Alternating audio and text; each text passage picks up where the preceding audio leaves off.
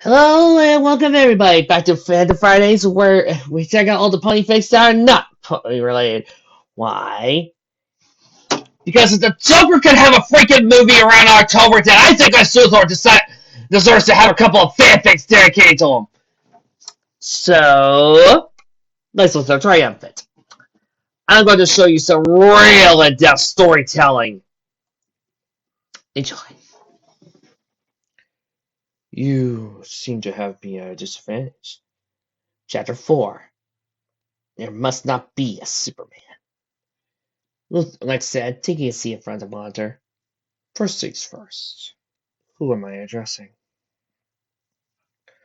Druzal.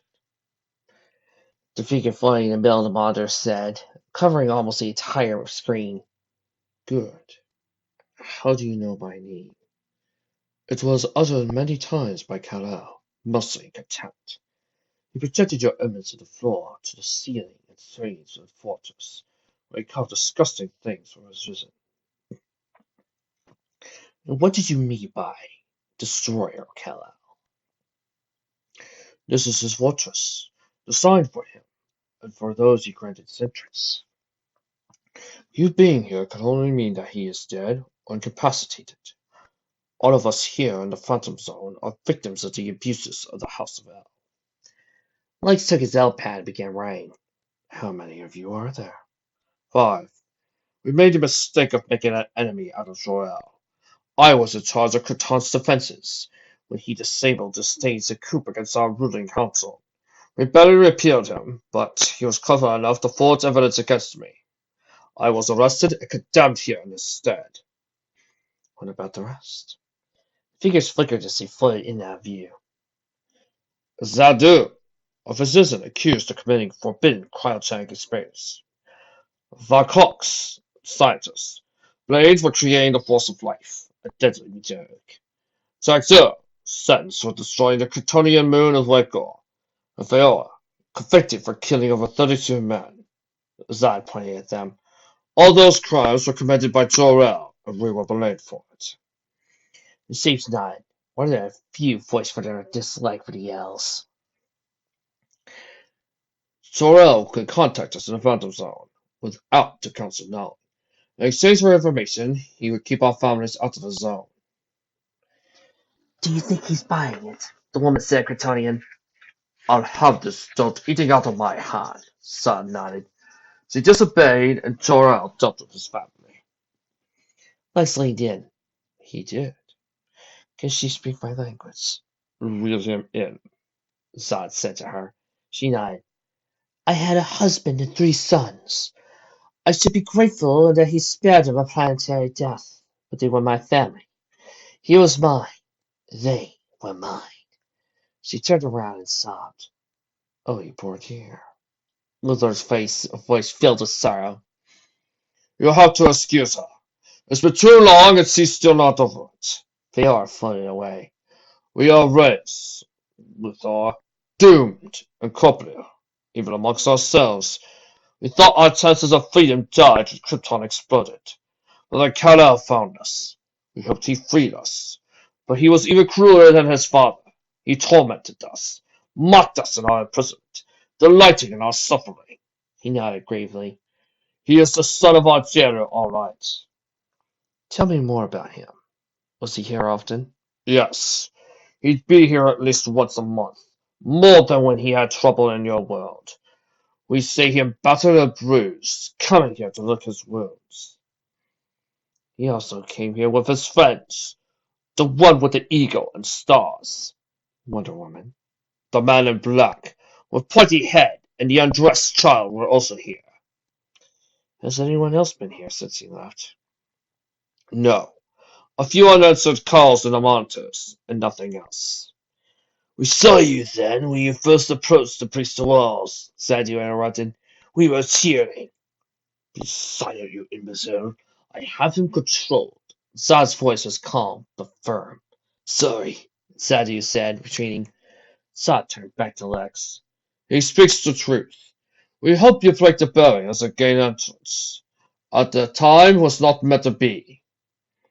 How were you aware? Is the monitor always on? Side gave an imperturbable pause. Yes, and the fortress systems logged the attempts. He pointed at a spot behind Lex. One of the crystal panels on the floors below.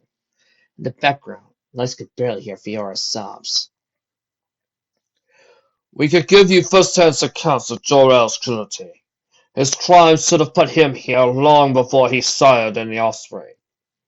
That is terrible, Zod. Luthor nodded, sympathetic. I always knew there was something wrong with Kal-El, but now the rottenness started before that. Yes, the elves were known for their science, but few truly saw their ugly side. The greed, the corruption, the evil. Zod like apologetic. I'm sorry, Luthor. We suffered for too long. We could stay here for days, describing our suffering. But it all boils down to one thing. You want your freedom. Lex's eggs finally got up to the fan zone monitor and poured him a cup of coffee. Below them, the science teams were busy cataloging and accessing their assigned work areas. Yes, Zod said. We understand your concerns, and frankly, we share them. After all, here we are prisoners inside your hated enemy's quarters. Who could vouch for our character? Zod's voice was full of understanding. He had plans, big plans for all of us. Once he figured out how to control us via kryptonite armbands and belts, he would use us to ravage your world. We refused, and since we had no more family for him to use as leverage, we just glared at each other through the fastness of space. Again, he pointed somewhere behind Luthor. Check the crystal databanks. I'm sure they say charitable things about us, but take into consideration who wrote them. He had to make it convincing, in order to keep us here. Kal-El blindly, or knowingly, followed Jor-El's mandates. We're prepared to deal in good faith, Luthor. I will tell you the secrets of the fortress. Knowledge that the Kryptonians never dared to put in the crystals. This will make you powerful beyond your wildest dreams. You'll be free to verify everything, of course. And once we've gained your trust, will you consider it enough to let us be free? All we ask is for a star chart, and we'll find our own place in the stars, far away from your planet. You have my word. And this is how you do a Terrence Stamp impersonation, nostalgia critic. Lex nodded. My dear Zod, I always negotiate in good faith. Zod seemed encouraged by this. In good faith, I will offer you this. We heard you found the kryptonite vault. The door was partially open. Darkness sang. Here's what the colors do. Red gives us mutations, and we revert to normal after 24 hours. Green's radiation can kill us. Blue is like green kryptonite for our imperfect duplicates. Black makes us apathetic. The pink one, we think it was created as a crank. The teal one kills plant life, and gold makes us 1,000 times more powerful. It is very important that you do not expose us to that one. He took more notes. The door was open because Kal-El was working hard on making himself immune to the effects of kryptonite. You'll find his research in the crystal outcropping inside the laboratory, 3 levels down. His kryptonite-proof suit has the following characteristics. Hours passed until an aide approached Lex. Sir, if I may, they need you in Site 1 for the Metropolis teleconference. Lex looked up. I must have lost track of time. He slipped off his L-pad. So, you've given me a wealth of material to work with, all in good faith. I have to be honest, since the talks for your release may take some time. I am a powerful man, but even I can't fight City Hall. I'll have to bring this to my government. Hell, to the UN. His voice of tone became conspiratorial, but between you and me, I think I can make them see things your way. It'll take me a few days to set things up, but I'll keep you informed. Thank you, Luthor. You're a credit to your race. In the meantime, can I get you anything to make you more comfortable? There's nothing you could do to help us in this corporeal world. Maybe a TV. There are some pretty good entertainment channels. Yes, thank you, Luthor. That would be great. I'll see it gets done. I swept out of the fortress and made a beeline for the communications hub in Site 1. Teleconference to Metropolis. Yes, sir. The screen lit up, and after a few seconds revealed Pearl's face. Good night, Miss Luthor. How's the weather? Never changes, Pearl. What's the word on R&D?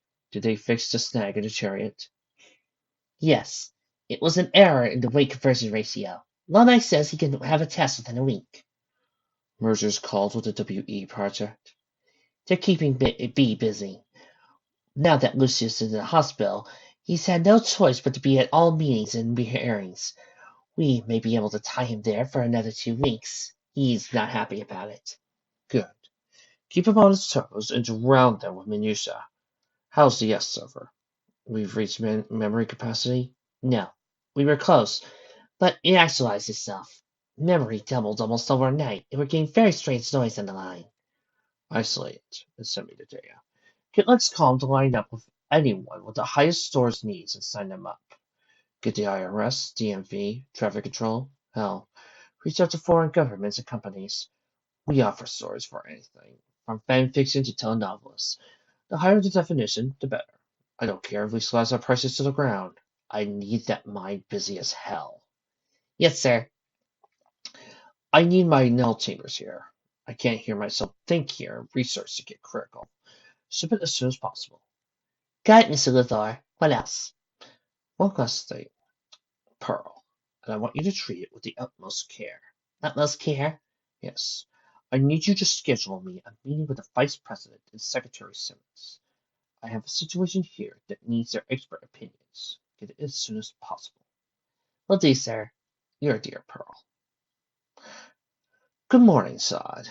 I just came up here to tell you I initiate talks on behalf of you people with my government.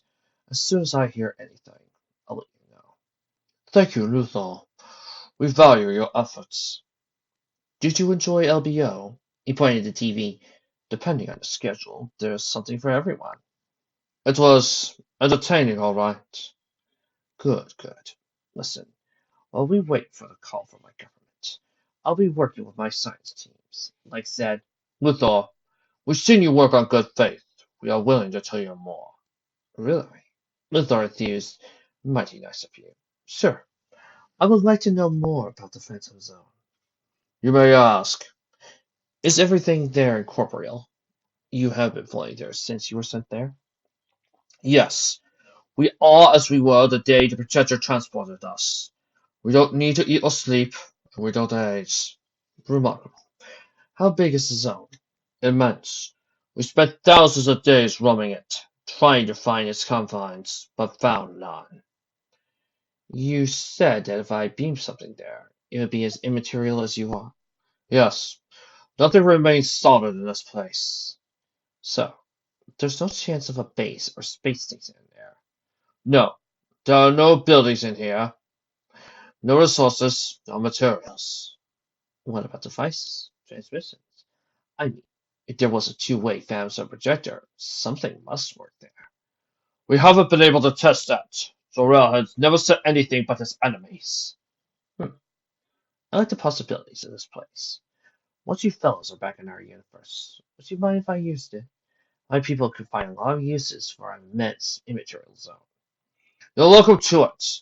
Once we leave it, we will never look back. I'll get my people to analyze the zone right away. Zod waved to the side and VR flew into view. Are we ready to start?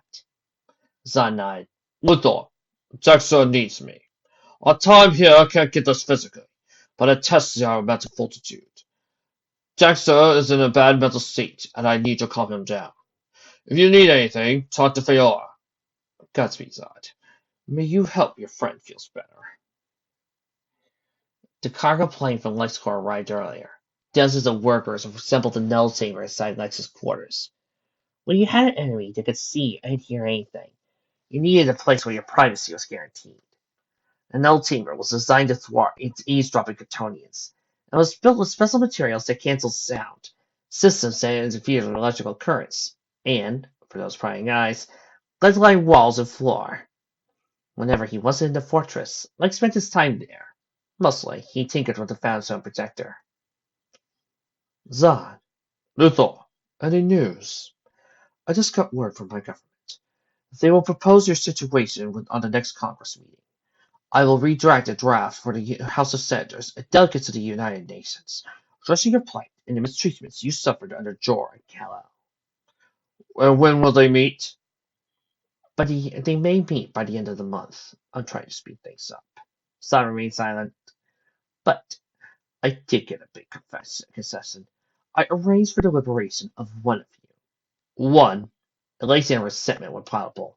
One is a start, Zod said gravely. I just want you to understand one thing. The one release would be under my custody, to remain confined to special quarters in Site 1. No powers. At least, not in the beginning. But there would be access to facilities, entertainment, food, clothes, a shower. Yes, that would be good. Do we get to choose? Theor, Lex said with an integrating smile. Would you accept the invitation of my government to be a guest until the situation is resolved? The fool opens the door for us. Zod turned to Theor. Go, human him. Satisfy him if you must. Once his back is turned, release us, and we'll burn him to cinders. I'll be real again, Theor said hauntingly, able to walk, feel, breathe, that and much more. Lex beamed. Theor nodded. I accept.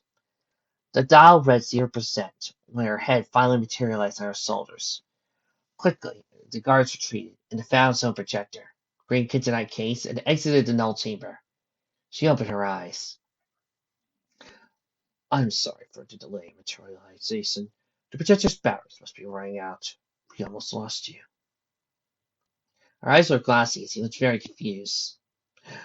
3 minutes it took, but now you're all here. I'm sorry for the mask. We wouldn't want you to pick an airborne virus, especially in your weakened condition. Put on a surgical mask. How are you feeling, Fiora? She took one step forward and promptly fell to the ground. You have to move your feet, Blake said as he helped her up. There is no more gliding. She battled incoherently for a few moments, even after Lex helped her to a sitting position. Calm down, and remember that you speak with your mouth, not with your mind. Fiora looked at him. Everything is red. That would be the sun lamps. Can't be helped. Her eyes wired. No! Everything is red! I've seen green for so long! Her hand brushed the texture of the floor, face and hands. This is so amazing. This air, this warmth. Like something up. And this is only the beginning. He gave her a surgical mask as he put it on. He walked her around the room and led her to the bed and sat next to her. Lex knew he was safe. There were red sun lamps all over the ceiling, behind its instant glass partitions. The furniture was bolted to the floor, and even the bedding was tucked to one side of the bed. The bathroom had a sagging floor, while the ceiling barely an inch above the threshold. The doors did not open from the inside, and he could be made transparent by the flick of a switch. Standing on guard were the roughest rednecks Wilson could spare. I hope you're comfortable. She put her hand on Luthor's neck and rubbed his shoulder. I am. Thanks, Luthor. He shook his head. Ah, Fiora. We may look like Kryptonians, but our nerve clusters are in very different places. She withdrew her hand. What? You're looking for a nerve cluster that humans simply don't have. He smirked. I mean, him. He would be a writhing mass of spasms and aches for a good 40 seconds. Me. He flexed his arm for show. You just fixed my shoulder pain. Fiora's eyes flared. His pronunciation was a little off, but it sounded like a native Argonian. Let's not get confused here. I know Zod is trying to trick me into releasing him and his cronies so they can take over the world. Military men tend to think that way. Look, I'm serious about my offer. You could be free of the zone and even work with us in our little projects. If everything goes according to my plan, I'll let you live. After I use the gold key on you, it makes us 1,000 times more powerful. Zod should never, ever play poker. You didn't touch your government. What about the general, the secretary? Actors. I have lots of money, a very sharp executive secretary, and hundreds of key words for almost every scenario. My organization moves on the go, and plans change without a moment's notice. I'm Kryptonian, same as everyone in the zone. How can you talk about betraying them and not betraying me? It's very simple. You hate them too. You don't want them out of that zone more than I do. All of them may come out with their powers intact, and you may fight them. But at some point their numbers will overwhelm you. No, you don't want those Kryptonians dead. And believe me, I can relate. You want me dead? My word, no. I hated Spit Curl, and I'm damn sure not releasing them. Luthor said, pointing towards the fortress. You and I, we can reach an understanding. Theor and I, what do you want? I want you to help me build a device that will purge the zone free of them. We have a few ideas, but the thoughts of a resident can help steer our efforts. You know we can see outside the zone, right? I do. Otherwise, you couldn't have known as much as Zod knew. He pointed to the walls. But this is my null chamber, and nothing gets in or out. And even if they are here, our voices are covered by noise-canceling systems, our thoughts by the side dampers, and our lips are covered by the surgical masks. Don't forget, I've lived the past decade outwitting the most dangerous superhumans on this planet. And if I don't help you, there are a few solutions to that scenario. I project you back to the zone and turn the broad projector into a deco lamp. Luthor stood watching the door. Or, we work with a little system. You tell me the truth. You help me out, and you win concessions. You are straight with me, and me even win your freedom. You lie to me, you get a strike. 3, and you're back in the Phantom Zone. You attack me or my men, and you get a bullet in the back of your head. May Ralph defecate all over you and your family. Suit yourself. He buzzed the guards. I'm going to let you get reacquainted with an old friend. Theor looked down quizzically. Hunger. He stepped out of the room and closed the door. I spent the following day checking on the fortress's reports, and felt something he had not felt in a long time. Overwhelmed. There's too much material and, truthfully, too few scientists. He flipped through page after page of preliminary descriptions of weapons, armors, materials, and technology. Most of my people are 100% loyal, and yet I am spending millions in keeping them silent. My own reputation helps contain leaks. To fully take advantage of this, I'm going to need 3, 5 times more scientists. And that's being conservative. That won't make a dent on research time, which is going to take years, maybe decades. And one of them will talk. I'm ready if things leak, but I need to get them airtight if someone blows the story open. Time makes sure things are still in motion. He spent the rest of the day composing and sending hundreds of emails to an equal number of employees and trusted agents. He was too busy to check on Zod the next day. He sent some underling to humor him, but he went to see Feora. How are you today? She sat up defiant, but Lex could see her lips were parched. Go suck Ralph's balls! All right, he said, now still covered by the mask. But remember, I know how long it takes to break a Kryptonian. My team is just one phone call away. He left. One more day passed and Feora buzzed the guards. Fully cooperative now. Snide. Good. He called the guards, and he opened the door to deliver a metal case. Of course, there'll be a few guarantees. You wear this belt at all times. What's in it? Kryptonite lace C4, with one of several detonators keyed to my heartbeat, and a few more gadgets you really don't want to find out what they do. She looked at her shirt, bearing her midriff and legs fastened a belt. It closed with a satisfying click. Don't try to take it off, or it will detonate. Second, you'll have access to the labs and facilities. But touch something you're not supposed to, or steal anything, and it's back to the zone. Understood. And 3, this is very important. Get more than 20 feet away from me, and you explode. Is that clear? Yes. Good. Sour chains. I'll return bring you more presentable. But I hunger. Feed my curiosity, and I'll fill you. When he returned, there was a scent of soap floating in the air. Her hair was damp and hung in spikes. With the appropriate amount of makeup, she wouldn't be out of place in one of his company dinners. He noticed her lips were no longer parts. She must have drunk her fill in the shower, but she's still looking weakened. Luthor? Feora, are you ready to earn your first meal? Yes. Good. It's being repaired. First, no takeover goes as smoothly as this one. Even if I tricked the lock into thinking its master was home, there must have been some defenses. What did I miss? Fiora broke into a piercing laugh. Oh, you poor deluded gnat. Do you really think you conquered this? You think you conquered him? Lex felt the color drain from his face. What are you talking about? We've been working on this fortress for years. How? We are incorporeal. She pointed at her head. But our minds, oh, they never stop working. We combine our minds to override everything. From the fortress's systems to Kal-El himself. Oh, we could barely hold him for 2, 3 seconds before he shut us out. And he was on top of things. Updating systems, passing code errors, or plugging breaches. He fended off our attacks on his mind by summoning that mighty will of his.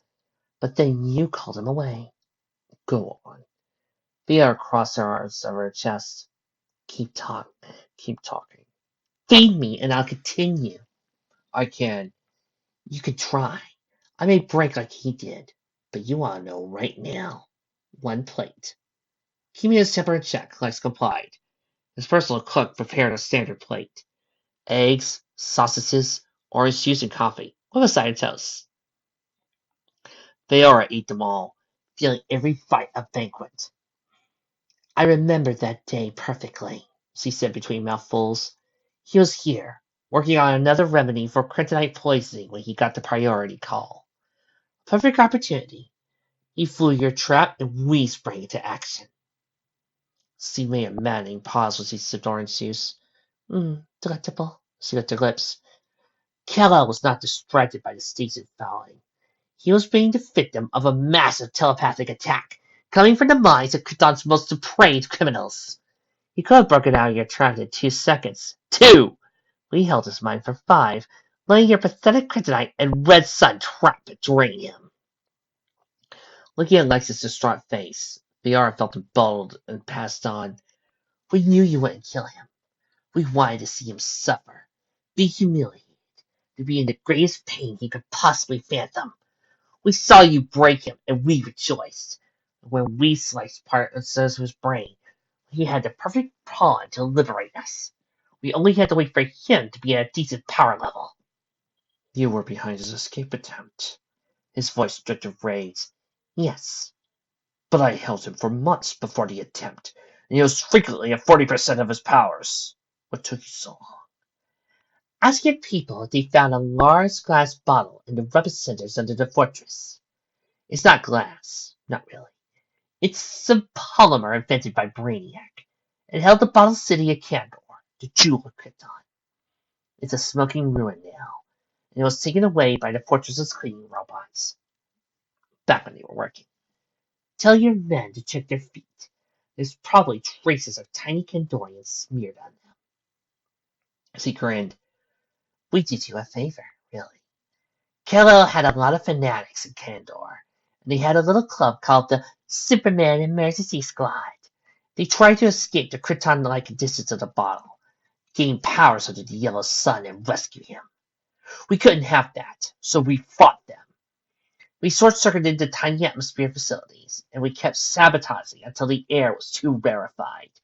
We overloaded their energy buildings, made their weapons packs explode. Men burned, and it was glorious. She closed her eyes for a moment. A few managed to escape, and we used the defenses of the fortress to escape and to cut them off. It was a costly war. She drank the coffee in one gulp. They fried most of the fortress's defenses, smashed all the robots. It was the highest realism watching a robot Superman being cut in half by a tiny heat-vision beam, see a tiny robot swoop in, fix the exterior good as new, and store it on the second level. I think the repair bots collapsed fixing the last robot, swept away by cleaning drones.